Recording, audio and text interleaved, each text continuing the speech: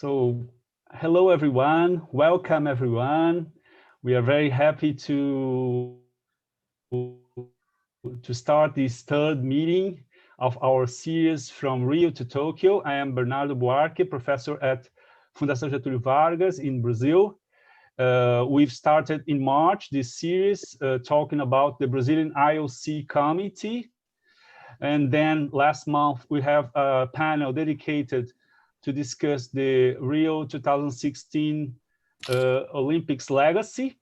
And today, the third panel, the third meeting, we will have the opportunity to debate, to discuss Tokyo and the urban imaginary in 1964 and 2021. So we are very happy, as we have told, to receive a worldwide audit to our last panel that will be in June 14, when we are going to debate the IOC governance today and tomorrow. So we'll finish next month this series that is a partnership between Getúlio Vargas Foundation and the University of Lausanne. Thank you very much, Patrick, for this partnership. And now I would like to introduce our guests. We invited two panelists to present and two panelists to comment this discussion about Tokyo and the urban imaginary. So I'm very happy to receive Professor Izami Romero, that is going to talk from Japan. He's in Japan.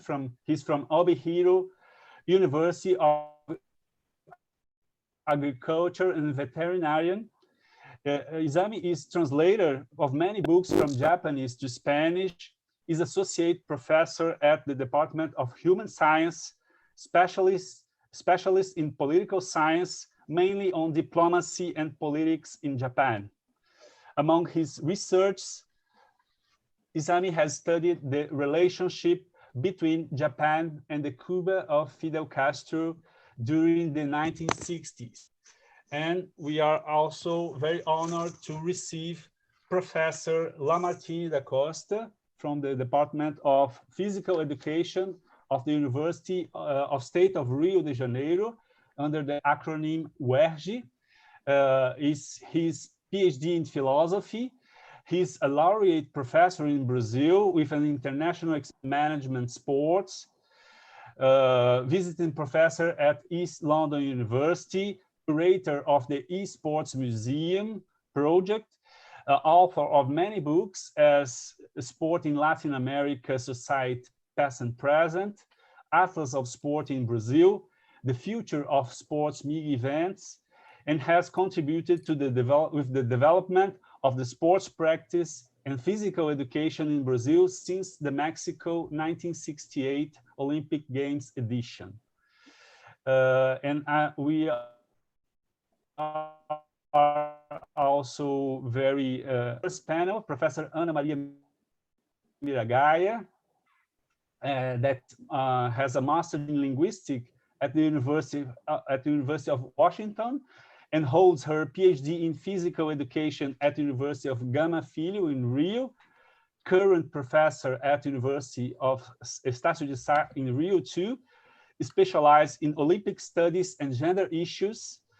She's member of the Brazilian Olympic Academy and secretary elected at the Pierre de Coubertin Brazilian Committee, author of many books and international articles.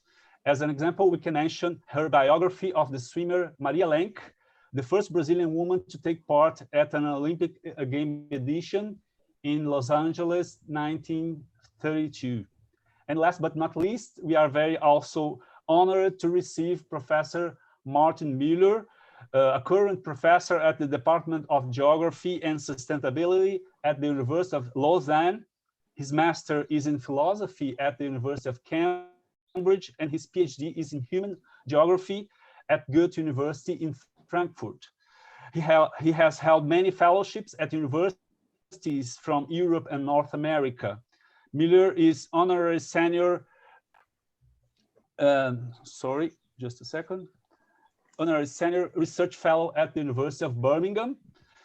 His main research agenda is the sustainability of MIG events, the notion of global buildings, in particular culture flagship projects, and the geopoliticals of geographical knowledge. So this is our dream team today.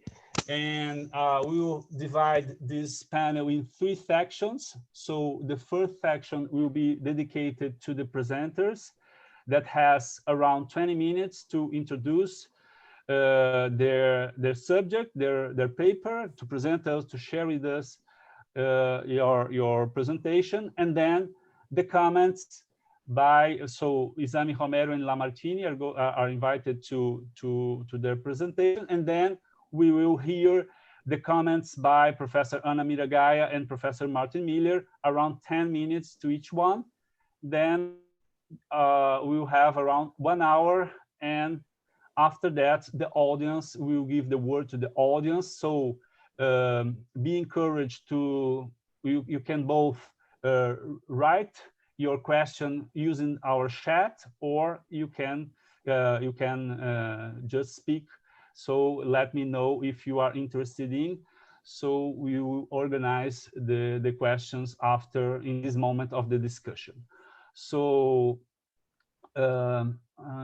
explaining everything, our structure. So I would like to start inviting Professor Izami Romero to start your presentation. Thank you very much, Professor. Thank you very much, and thank you, everyone. I'm from Mexico, so I will try to. Excuse me, can I? Someone permit me? Okay, to. Thank you very much. Okay. Again, okay, this is my. I hope that you can see my presentation. So I have 20 minutes. So I will speak briefly about the topic. My slides is so long, so probably you can only read the slides. I will try to only summarize the important points. My major is political science, and during these 10 years, almost 20 years, I've studied about the diplomatic history of Japan, in particular in the 1950s to 1960s. And now I'm interested in the relation between Japan and Cuba, because Japan never broke relation, never breaks relation with Cuba. Even the America pressure very much to Japan to do it. However, Japan said no to the United States. And during this moment, I found a lot of archives. I went to many archives in America, even in Cuba and Mexico, and obviously in Japan. And I found this interesting, what the main idea, Olympics. So my principal, and I'm not a really big fan of this guy, but inevitable in my research appears the Prime Minister Ikeda, who was the Prime Minister when the 1964 Olympics. So I found many interesting archives, and I decided to start into analyzing the Olympics.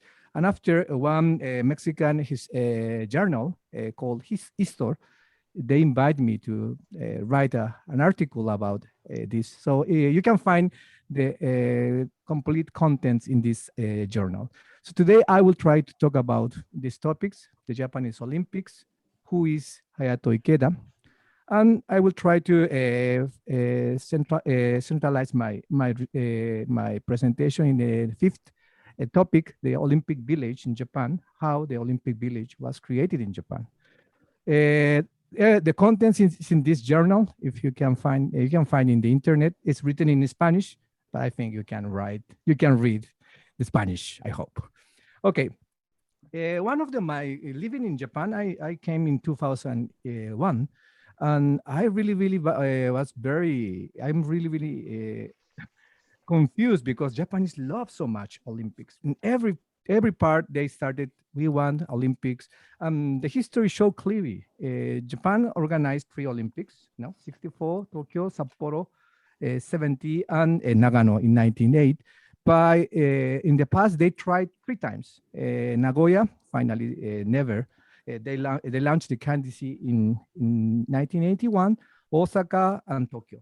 And in every case, Japan was defeated by different country. So finally, we know in 2000, for the 2020, we have Olympics. So why the Japanese are so obsessed with the Olympics? It's the trauma of 1940. You know very well that Japan was selected as the host city for 1940 Olympics, and the war and many factors impede Japan so this trauma finally is one explanation. Another explanation, and still maintained even in now, is that the Olympic promotes the economic growth and the construction of infrastructure. So international prestige. You know, Japan was the first Asian country that finally brought Olympics to Asia. So this is the proud, no, and probably this is, and I think it's the last one. Japanese simply loves the Olympic party. Probably your image of Japanese is people so, I would say, serious, but no, believe me, they love parties. They love every time of party. So Japanese loves this thing. So I will try to explain who is this guy. I will not explain everything about his life, but one interesting aspect of Ikeda, finally the prime minister in 1964, is that he's not the ordinary politician comparing to the previous prime minister. He studied in a good university, but he was not necessarily the son of politician, and he suffered a disease that impede a really, really good career as a bureaucrat. But this situation permits him to only concentrate in a simple job, to be a good bureaucrat. And after the war, he never, another good point for his career, he never was involved in the war. He was working in the Ministry of Finance. So it's not necessarily the ministry that obviously all Japanese government was involved in the war and the colonization of Asia. But this particular situation permits him to be isolated for this political side. And his mentor, Shigeru Yoshida, finally he permit him to be his Minister of Finance, and finally he became the best apprentice of this person. Yoshida is like a German Adenauer. It's like the guy that finally permit Japan to recover from the war and return to the international system. But finally, Yoshida was defeated by his major rival, Ichiro Hatoyama. And Ichiro Hatoyama became the Japanese leader. Ikeda was in the limbo, but finally the Liberal Democrats, it's a strange name, but Liberal Democratic Party, that is a conservative party, but the name is Liberal and Democratic Party, they fused and they created the LDP, that's the government, the party, the ruling party now. And obviously this Ikeda became one of the most important actors. However, in the LDP, we have another actor, and probably my research needs to be centered in this actor, but I prefer to analyze Ikeda, but it's another guy, Nobusuke Kishi. Kishi was ordinary professional politician, and he was involved in the war. He's a war criminal, but finally America permit him to return to the power, to the political arena. So finally, Kishi was the guy that became prime minister, and Kishi was the opposite, not ideology, but opposite view of the war. Kishi was more like in favor to reform the constitution and transform Japan a more normal country that can be possible to manage, to have a military system, military machine. And Ikeda is the opposite, said, no, we don't need a war. We need to spend money to grow. Finally, the Ikeda's position was the correct. And during his administration, he launched three important policies. One is the income doubling plan, that means permit to Japan to increase, and this is the Japanese miracle. The second one is the low posture in domestic politics, because Kishi was a really, really hard politician. And finally, this in the civil society clash with Kishi, and this finally in 1960, Kishi was expelled from the power. So he decided to not to maintain a hard position, in particular with the leftist party, and try to be more I say, low-profile prime minister. And finally, his good relation with United States. This is and finally, he was a really, really terrible writing speeches. So he said, for example, Ohira, the guy from the center, wrote all of his speeches.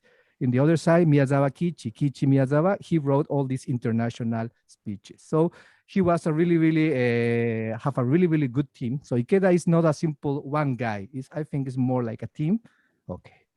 So I will not explain more, but probably you know that when the modern Olympics established in 19th century, Japan was not necessarily the modern country that we know now. It's relative new country because in the 19th century, the great powers was in Europe.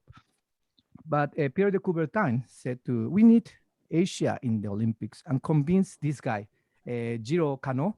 Kano is the father of the modern judo. And he said, we want a Japanese delegation, Japanese team in Stockholm Olympics. And finally, Kano permit this.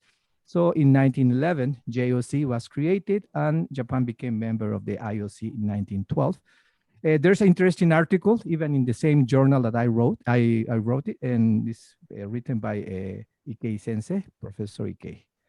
Okay, but why necessarily the Japanese are interested in the Olympics? One key element is the idea of the idea of the city itself. Tokyo has a different logic than the Japanese government. So Nakata, the mayor of Tokyo, in this moment, Japanese mayor, Tokyo mayor was not elected by election, was decided by the prime minister. But he said in 1930, we won the Olympics. Why? Because in 1923, the Great Kanto earthquake destroyed completely the Tokyo city. So the one idea of Nakata was use this money probably that they can obtain from the Olympics and create again But in the same side, Japan, the other part, the Japanese government entered in a terrible situation. First invaded Manchuria in 1931.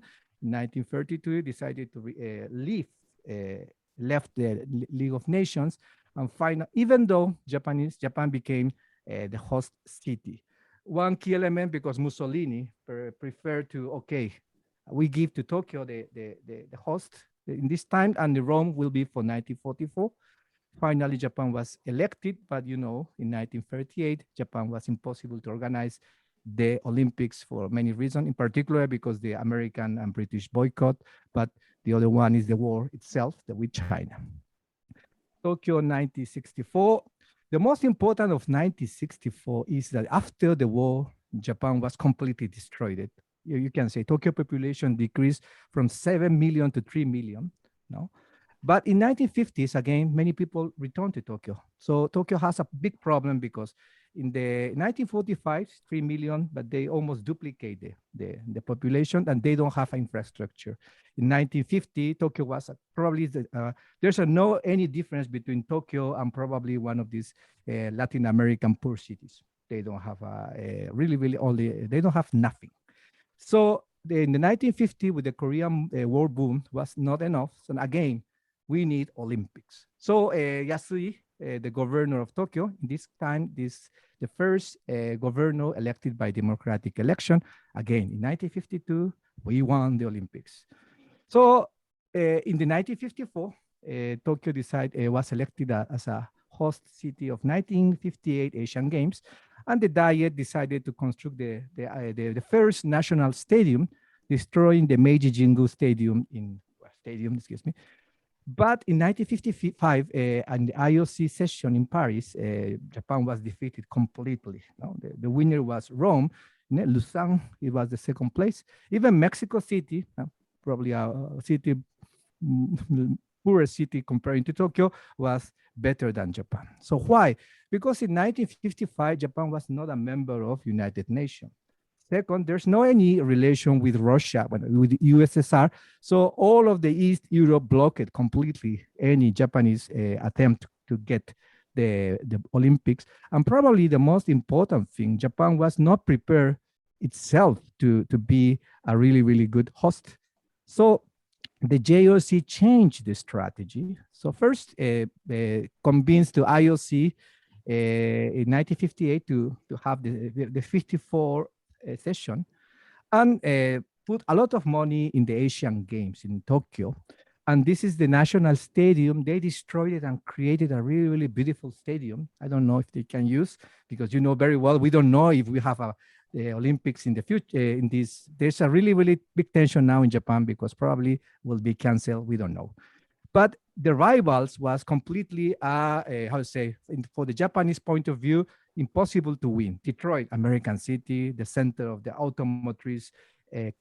Now it's Detroit probably is not a really, really good, the image of Detroit now is terrible, but in the 1955, 1950s, it's the center, no? Brussels and Wien, Vienna. And the JOC decided to convince this guy, Nobusuke Kishi. This is the grandfather of the former, the ex-prime minister, Shinzo Abe. So again, Shinzo Abe, his obsession for the Olympics is because the grandpa is finally the person that brought the Olympics to Japan. So JOC Kishi supported JOC and used all the Ministry of Foreign Affairs to convince the country. So the lobby. And interesting, this is the part of my research. I started to analyzing the relation between Japan and Latin America, and I found all of these archives and all of this information about the Latin American lobby. This guy, Fred Isamu Wada, is a Japanese American Japanese, is a Nikkei. He went to a Latin American, convinced many Latin Americans to vote for Japan. One of the key, according to his biographers, he convinced this Mexican guy, Clark Flores, Jesus Clark Flores, to say, okay, if you support us, finally we will support you when Mexico 68.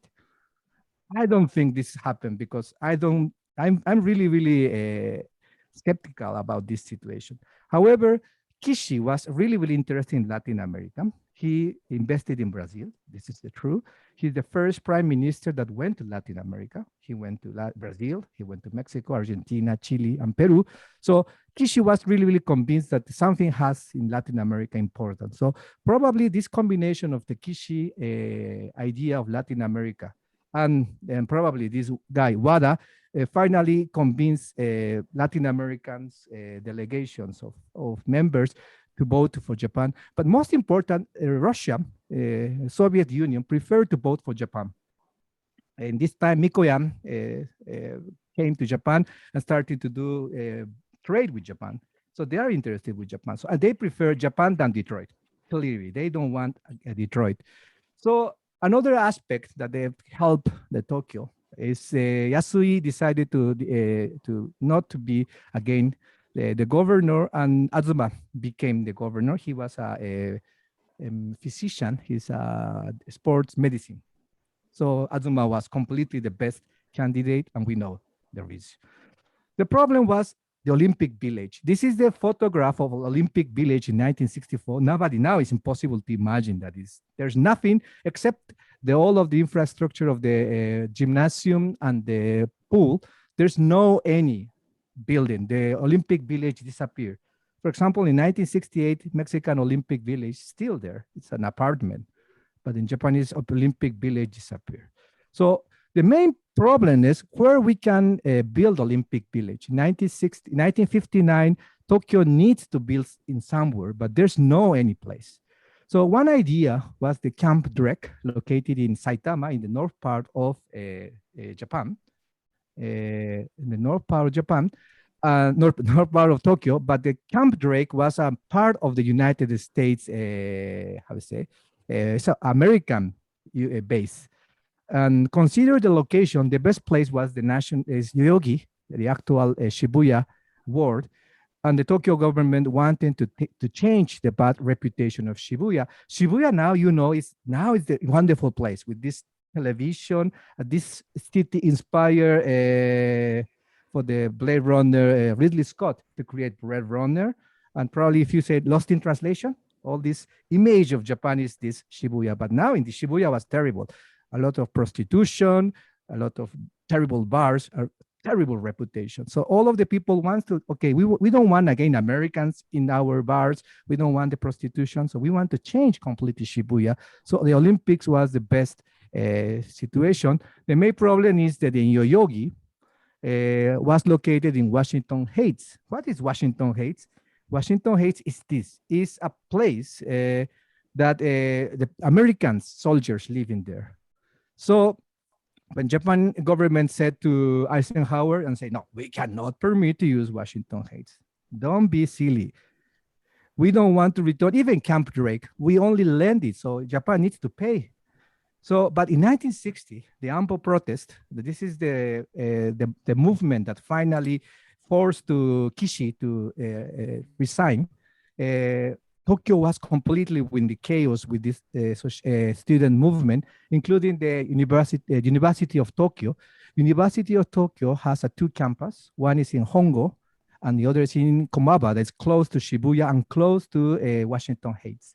So finally, the Department of State sent to Washington. Now we have a new president, John F. Kennedy, that Mr. Kennedy, probably the best choice is to give to the Japanese the Washington Heights, because in the future, probably somebody will come to attack American citizens. Okay, but we will not return Washington Heights. Japan needs to pay. Okay, it's hard times for Japan, but Japan decided to to pay. Okay, but the condition of JFK was nobody can live in this place. So the only possibility for Japan is to create a park. This is the Yoyogi Park, the Yoyogi National Gymnasium, and NHK Broadcasting Center. That was the first place to transmit the first Olympics in like a satellite technology. So everything was completely we have now village. Kishi was not in the government, but we have Ikeda, that is a guy that probably will do a good job because he's a good bureaucrat. However, and when the Ikeda administration started, there's a key elements of the post-war economic growth. Ikeda wants to create the bullet train, Shinkansen, so it was the perfect moment to create the bullet train to communicate Osaka to Tokyo. The second, they want to create the metropolitan highway, Shutoko Sokudoro. Metropolitan highway was created in this time. And obviously many things, Haneda Airport, that finally is the most important airport. And the JOC was so interested, so try to convince Ikeda, okay, Mr. Ikeda, please do give us, please support us. And finally, he said, this is a Kishi's festival. So Ikeda, in a real sense, never appears, and he never pushed the Olympics. He said, okay, 1959, my arch rival, Kishi, decided to create this festival. So, okay, I will do, but it's not my business. But finally, everything that he made it, including in particular, this income doubling plan, helped Olympics. So this is the myth around the Olympics in many Japanese minds, that the Olympics permit to Japan to become permit to Japan to become a really, really important country, and modern country.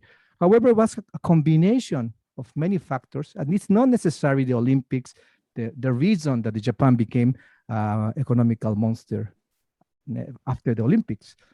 Okay, I will finish with my final remarks. When I started to analyzing Ikeda is not necessarily the most charismatic politician comparing to Kishi or comparing to his master, his mentor, Yoshida, or even probably, even Abe Shinzo Abe is more charismatic than this guy. But one really, really important point of Ikeda is he was so pragmatic person.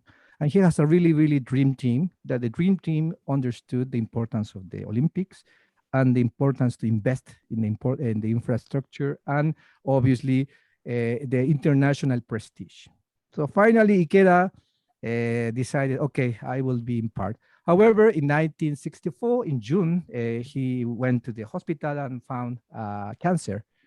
So his last job was in the final ceremony of the Olympics. He made a speech, and this is his last speech. So we don't know nothing about his life because he died almost after the Olympics. He never wrote a memory, so we don't know really the why, how really Ikeda think about the Olympics. Everything that we know is all these dream teams they wrote, and they try to create the Ikeda's image as a person that not necessarily interested in the Olympics. But my personal point of view is someone that is a prime minister of one country, and you have this big event like Olympics. I don't think he can be a really not interested. But let's assume that he was not interested. But it's interesting why one of the most important Olympics in the case of for Japan was say the most important key person was not necessarily the person that was motivated or necessarily in favor of Olympics. Okay, sorry I spoke so fast, but I think it's I don't know.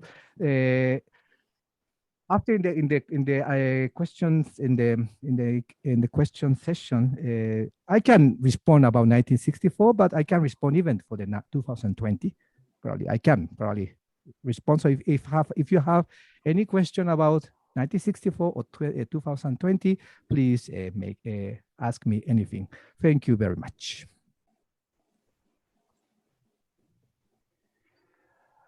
I hope you can hear me. My connection is better now. Thank you very much, Izami.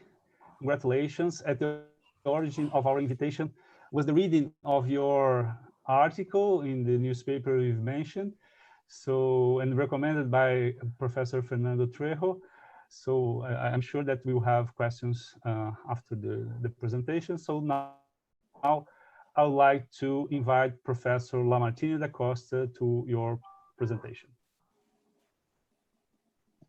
I have the slide, Ms. Elena. Yes, of course. I will share this with everybody.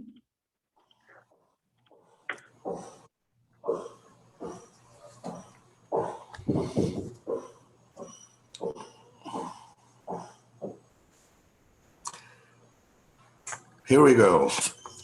Greetings to all participants of this web seminar.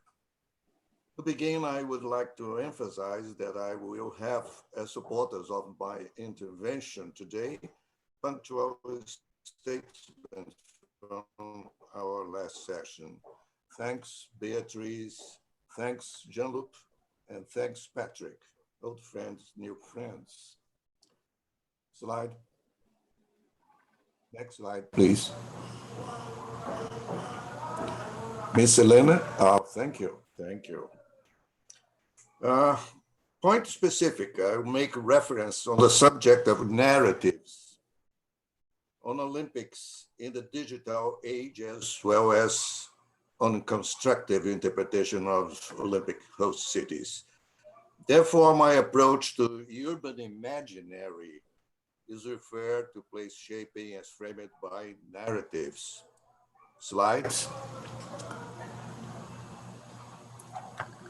Under these conditions, I intend to summarize and analyze my academic production, elaborated together with several associates from Brazil and other countries, focusing on today's topic with the addition of practical experiences. The knowledge in construction refers to the place shaping and the imaginary in the context of the host city of the Olympic Games. This approach is supported by the Olympic studies by presupposition of a historic relationship between the Games and the host cities. Overall, my academic background coincides with the analytical intentions of this meeting. Next slide, please. Having said that, I initially approached to a 2002 book of mine with the title Olympic Studies, Current Intellectual Crossroads, whose meaning was quite symptomatic for the time when the IOC was recovering for a corruption crisis in the so-called Olympic family. Significantly, the roadmap of approach of this book remains current because the study started from successive crises of the International Olympic Committee. We also had made, at that time, a survey of the identification of the structural problems of the Olympic movement with the participation of the Olympic scholars from several countries. Next slide. Next slide. As a result, my associates and I appropriated a bit of inquiries that translated the basic assumption of that historical moment of the Olympic movement, and which to this day has validity. In current context of research and studies, the initial argument for this presentation focuses on the analysis of narratives and meta-narratives related to the Olympic Games, a relevant choice both in 2002 and 2021. Next slide. Indeed, we then have before us the topic of narratives and meta-narratives, whose classical definition I present schematically in the projected image. Professor Lamartine, Yes? we have some difficulty to hear from time to time. If you could please speak more close to the micro, it will help us to understand you better. Thank you very much. Thank you. Thank you.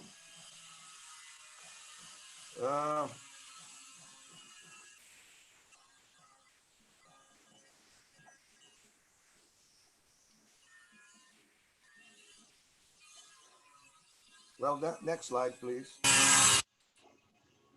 Yeah. Indeed, we have,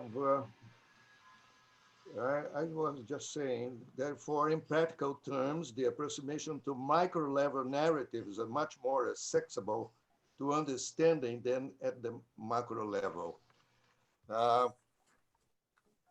From this conception, we can briefly examine the case of Rio as a magnificent city narrative produced by the Hollywood film industry, a meta-narrative in itself. As you all know, the city of Rio had its rising actions exposed in several films in the 1930s, having with the famous positive review of the city made by Orson Welles in 1942 with the film It Is All Truth. Later, in 1984, Stanley Donen completed the denouement of fall of the mythology created around the city through the feature film Blame It on Rio.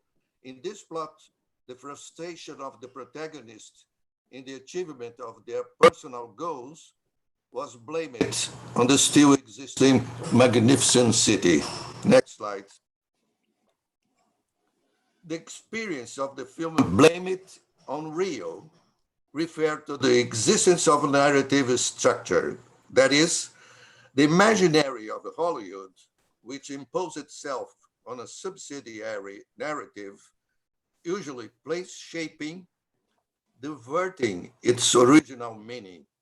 In this bias is similar, difference aside, to the event of the city become guilty for the deficiency or deviation that occurred in 2016 Olympics. So, a preliminary view of this analysis referred to the condition of narrative being, quote, a story within another story, quote, which suggests that one should not part within, but rather consider the exchange between the two ways of presenting the facts and beliefs. Next slide. A case study that clearly frames the difference between the meta-narratives of the Olympic Games and the narrative of a host city occurred in 2006 during the preparation of the Beijing 2008 Games. On that occasion, the city, through the organizing committee of the Olympic Games, OCOG, made an attempt to change the meaning of the torch relay. The proposal was to fractionate the torch relay into local events in the provinces of China, abandoning the tradition of a great journey with culminating arrival at the games venues. There was a political reason for that fractionating. But this change ended up not happening because the three Olympic scholars invited the OCOG as advisor, myself included, insisted in the preservation of Olympic traditions. That is, the Olympic meta-narrative, well adapted with local cultural characteristics of the host city. Next slide. Given this experience, I can report that in the period 2006 and 2017, I and my fellow collaborators of the Olympic Studies fully exercised the examination of the intellectual crossroads of the Olympic movement. It was a fruitful stage of book publications about the Olympic Games and their local and international institutions, with the participation of more than 100 authors from various countries. Today, we can interpret this achievement as more of a search for global meanings for Olympic narratives than thoughts or localized success, as has been suggested by Jeffrey Pigman's proposition here in our online meetings. Next slide, please.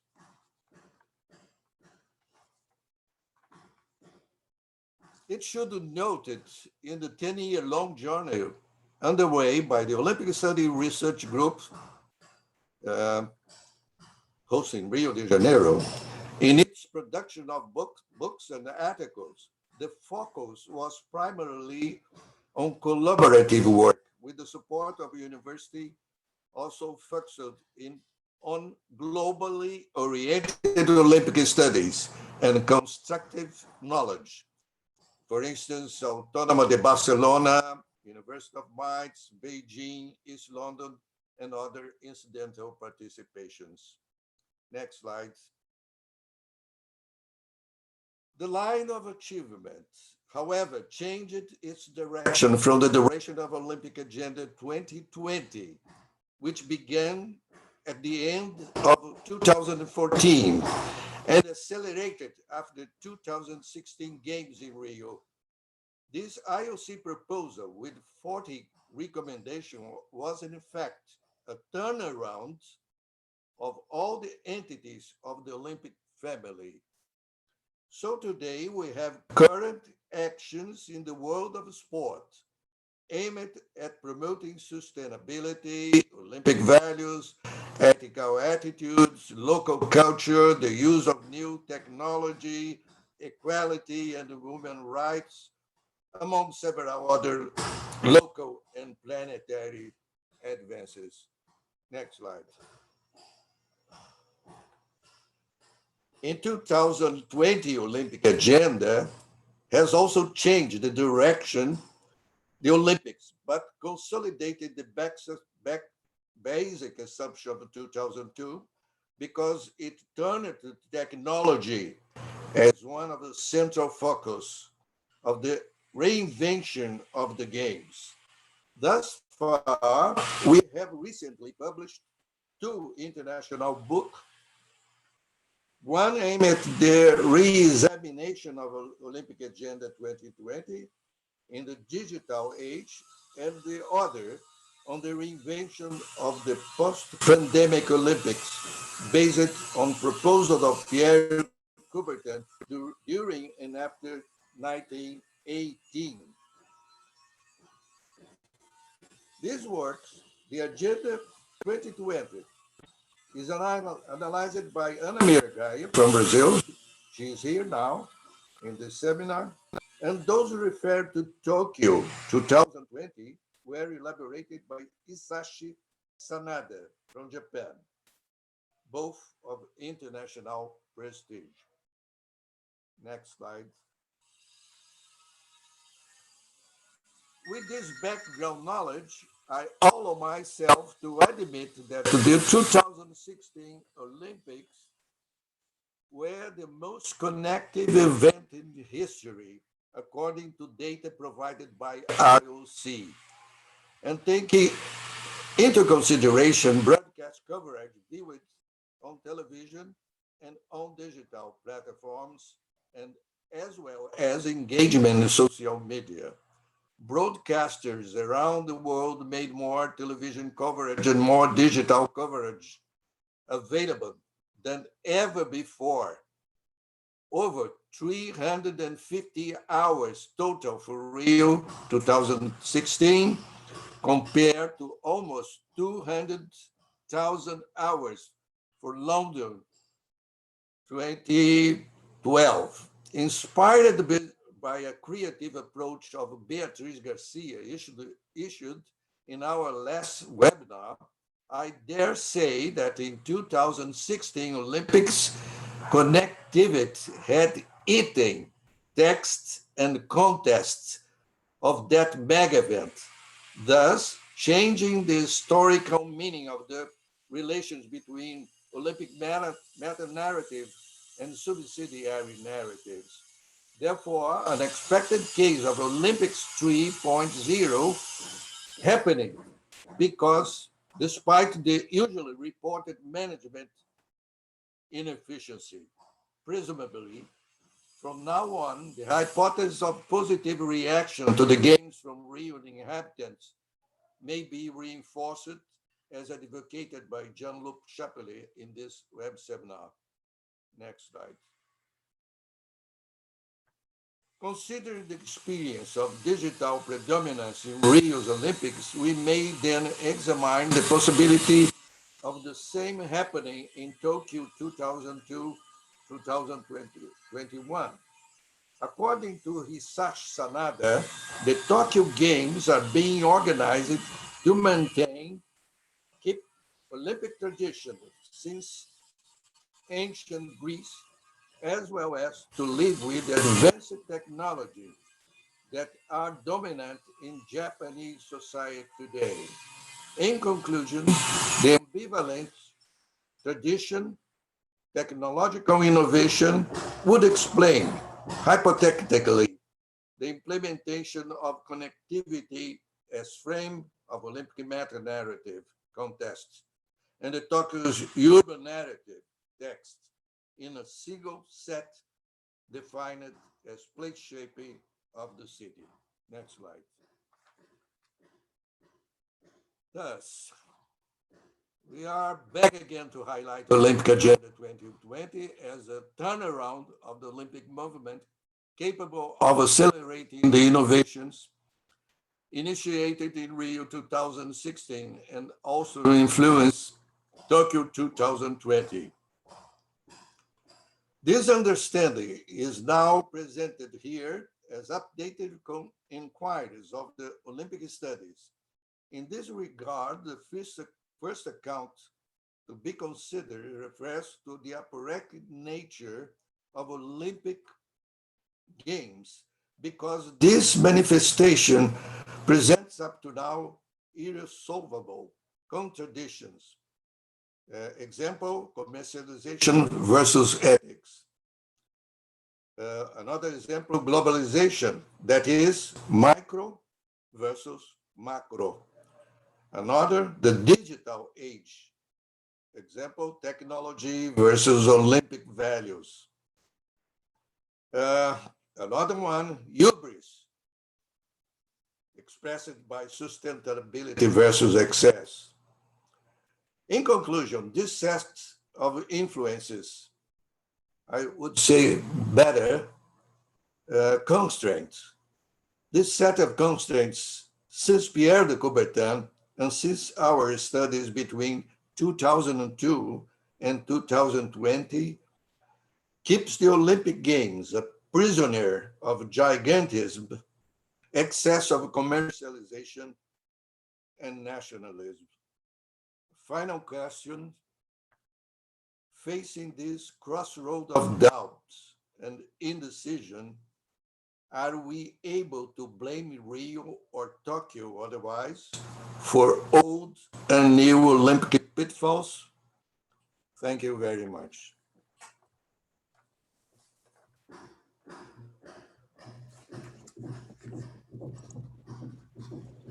Thank you. Thank you. Thank you for the attention. Thank you very much, Professor Lamartine. In the end, we could hear you better. Thank you very much for your analysis on this debate on tradition and modernity, the digital era concerning the Tokyo in the 21st century. Thank you very much.